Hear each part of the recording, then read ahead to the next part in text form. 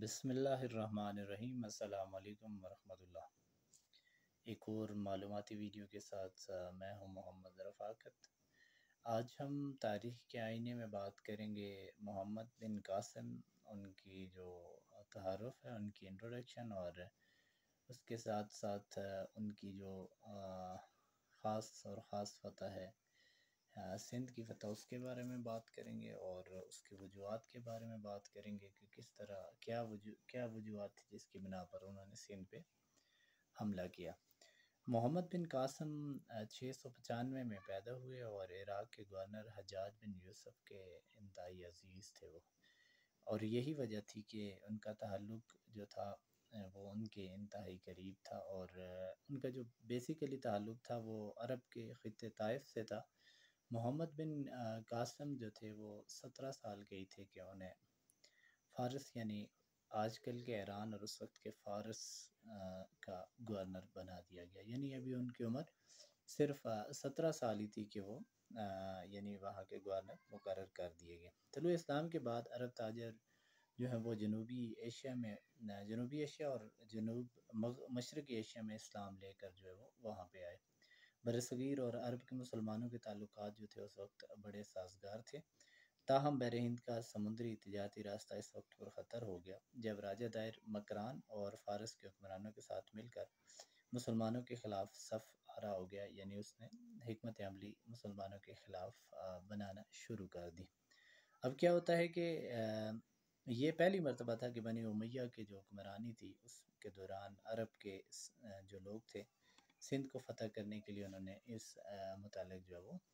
سوچا۔ اب سندھ کی فتح کی جو وجوہات تھی وہ کیا تھی، یعنی کن وجوہات کی بنا پر وہ سندھ کو، یعنی اس وقت کے جو حجاج بن یوسف جو حکمراں یعنی گورنر تھے وہ فتح کرنا چاہتے تھے، اس کی کیا وجوہات تھی۔ سندھ فتح کرنے کے حوالے سے اگر پرانی کتب کی بات کی جائے، تاریخی کتب کی بات کی جائے، تو اس کی جو چند وجوہات ہیں وہ درج ذیل ہیں۔ یعنی بحری قزاقوں نے دیبل کی بندرگاہ پر حملہ کر کے عرب جانے والی جو بحری جہاز تھے ان کو لوٹ لیا، اور ان قزاقوں نے کچھ معصوم بچوں اور عورتوں کو بھی اغوا کر لیا تھا۔ یعنی عرب کے جو جہاز تھے وہ دیبل کی بندرگاہ پر حملہ کیا انہوں نے، تو وہاں پہ جو ہے ان بچوں اور عورتوں کو اغوا کر لیا۔ یہ واقعہ سن کر عراق کے گورنر حجاج بن یوسف جو تھے انہوں نے راجہ دائر کو خط لکھا اور اسے کہا کہ لوٹا ہوا مال اور جو اغوا کنندہ لوگ ہیں ان کو جو ہے وہ واپس کر دیا جائے۔ لیکن حجاج بن یوسف نے دوسری بات یہاں پہ یہ کہی کہ یہ مطالبہ بھی اس نے کیا کہ عرب باغیوں کا جو کو بھی واپس کرے جنہوں نے مکران کے گورنر کو قتل کر کے سندھ میں پناہ رکھی، یعنی مکران کے گورنر کو قتل کر کے جو باغی تھے انہوں نے وہاں پہ پناہ لے رکھی تھی۔ اور تیسری بات یہ تھی حجاج بن یوسف کا مطالبہ جو تھا، یعنی دوسرا یہ مطالبہ تھا ان کا، اور تیسری جو چیز بہت امپورٹنٹ ہے کہ ان دونوں کے درمیان کوئی بھی اس طرح کا معاہدہ طے نہ پایا، اور معاملات جو ہیں وہ اس وقت شدت اختیار کرتے چلے گئے۔ اس نیچ پر پہنچ کر گورنر حجاج بن یوسف نے فیصلہ کیا کہ محمد بن قاسم کی کمان میں ایک فوجی مہم جو ہے اس کا آغاز کرے، اور راجہ دائر سے لڑنے کے لیے جو انہوں نے ایک دستہ تیار کر لیا۔ اب جب انہوں نے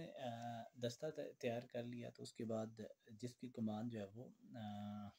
محمد بن قاسم کے پاس تھی، محمد بن قاسم سفر کرتا ہوا مکران پہنچ گیا، اور یہاں پر کئی مقامی جو جاٹ تھے، جاٹوں سے اور دیگر قبائل سے محمد بن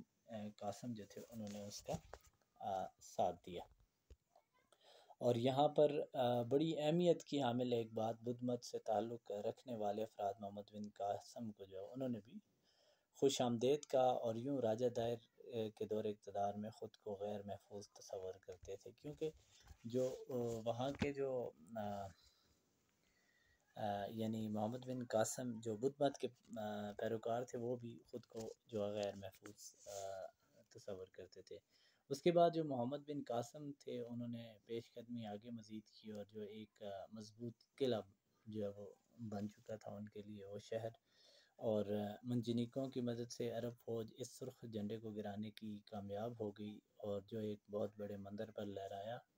گیا تھا اور قوت اور اتحاد کی علامت سمجھا جاتا تھا۔ اور اس بات سے راجہ دائر کی فوج کے حوصلے پست ہو گئے اور یہ شہر عربوں کے ہاتھ آ گیا۔ اچھا، منجنیق جو ہوتی ہے یہ غلیل کی طرح ایک بڑی مشین جو ہے وہ بنائی جاتی ہے، جس سے بڑے بڑے پتھر جو ہے وہ یعنی پھینکے جا سکتے ہیں۔ منجنیق اس کو کہا جاتا ہے۔ محمد بن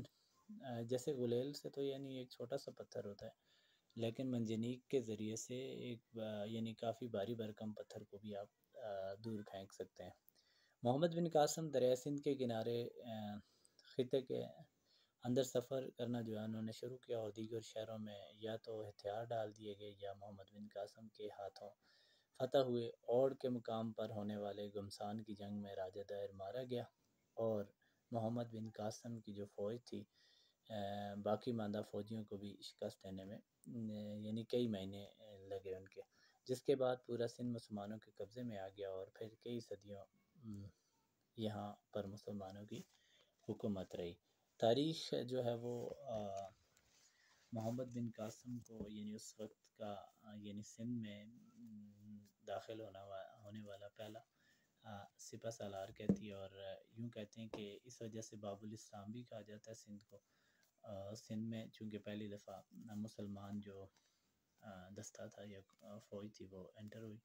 اور ان کے آنے کے بعد وہاں پہ اسلام کا جو ہے وہ چرچا شروع ہوا۔ انشاءاللہ ایک اور ویڈیو کے ساتھ بہت جلد حاضر ہوں گے، جب تک کے لیے اللہ حافظ۔ ہمارا چینل ضرور سبسکرائب کیجیے گا، اور ساتھ ہی ساتھ آپ نے پیج کو بھی فالو کر دینا ہے، تاکہ ایک اور نئی تاریخی ویڈیو آپ کے ساتھ شیئر کرتے چلیں۔ انشاءاللہ ایک نئی ویڈیو کے ساتھ جلد حاضر ہوں گے، جب تک کے لیے اللہ حافظ۔